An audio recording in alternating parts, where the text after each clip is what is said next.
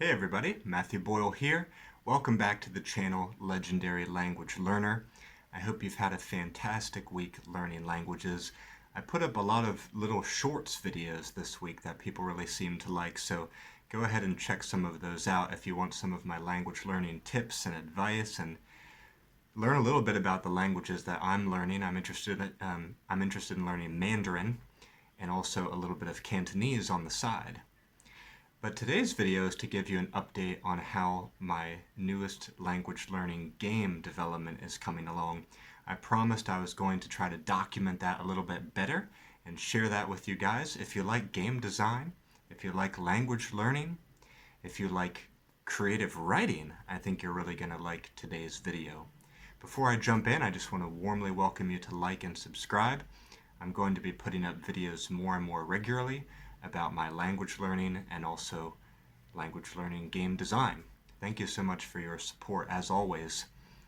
So most of my game designs begin with story writing. I think that's a fantastic way to get a lot of ideas out of your mind and onto the paper and start to sort of shape the world that you're building. And that will help you get a lot of ideas for the characters. It really helps to bring depth to your characters so that when people see the artwork, whether it's in the game or if it's in the story or if it's on your website or anywhere else, when they see the characters and places, people will be able to feel that there's some backstory here, there's some depth here. So I usually start with the story, and right now I have a rough outline of that whole story already finished. I spent several hours working on it during the past few weeks, and I think it's up to about 6,000 or 7,000 words now. I'm trying to shoot for a 10,000 word story behind each of the new games. By the way, the new game is called Heading into Language Land. The first one is already out. I highly recommend you check it out. It's available in online form, print and play form, and also the real deck form. You can visit languagecardgames.com or legendarylanguagelearner.com if you want to see that. And if you subscribe, I'll send you the game so you can try it out. But so that game's already finished, and if you look at that, I think you will be stunned.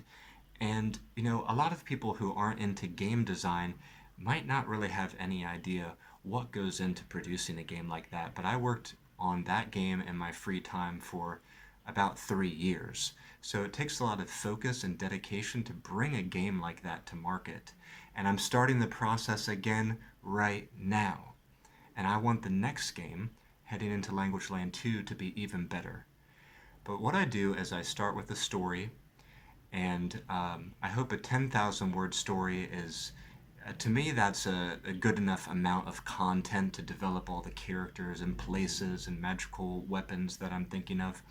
And I hope later, if I have 4 or 5 of these 10,000 word, they're almost like chapters, if I put them together, I will have a novella. I will have a short novel. And that's something I've always been wanting to do in my life, but I've never had the patience to finish one, so I'm trying to break it down and keep it more simple for myself. So a 10,000 word story, and then a game comes out. 10,000 word story, and then a game comes out.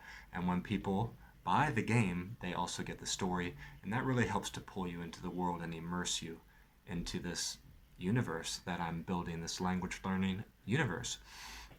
So in the first story, what happens is the main character becomes aware that a war is brewing in Language Land. He's getting sort of swept up into it and finding out that he has a role to play in this war that's about to break out.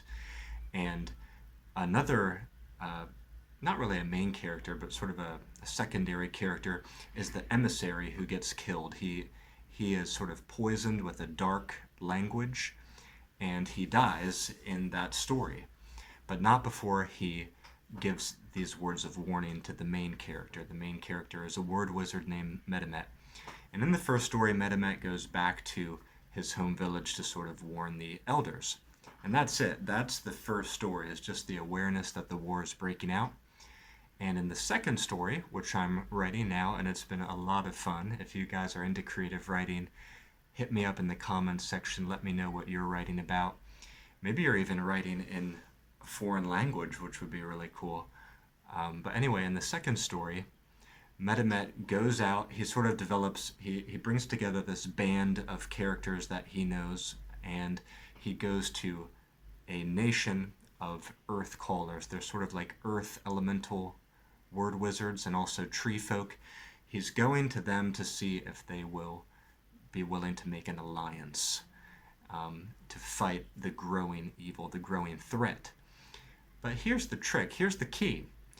Throughout all of these writings, that's where I put a lot of my language learning philosophies. So if you're interested to get a little bit of philosophy and sort of a magical touch to your language learning, I highly recommend you read the stories. Also in there, I'm going to try to embed some tactics, and I've also put some conlangs in there. That's the word I was trying to think of just now. Conlangs. I'm putting in some little made-up constructed languages too to give the story some spice. But anyways, that's what I've been up to lately, is writing out the storyline, and also you've seen in some of my recent videos sort of drafting out the cards on a whiteboard. So I'm going to be bouncing back and forth between the story and also the cards on the whiteboard and seeing, because sometimes when I'm writing, I get an idea for something I want to see on the cards and might end up becoming a card in the game. And sometimes when I'm working on the cards, I think of an idea that I really want to make sure is in the story or developed better in the story. So bouncing between those two, it's a lot of fun for the creative process. And usually I did it step 1, step 2, step 3, step 4 before in a very linear way. But I'm finding that's a little too constraining to the creative process, and this time I want to make it a little more free flow and sort of bounce around between these different things. So that's a little update on how it's going. Possibly in a future video I will read you some selected tidbits from that from this latest story that I'm working on. But if you have any questions about heading into Language Land 1, that game, that story, or now heading into Language Land 2, go ahead and drop them in the comments section. Thank you so much for tuning in. Thank you so much for tuning in today, guys, and I really hope your language learning is going great. I'll see you back here next time at Legendary Language Learner. Bye-bye for now.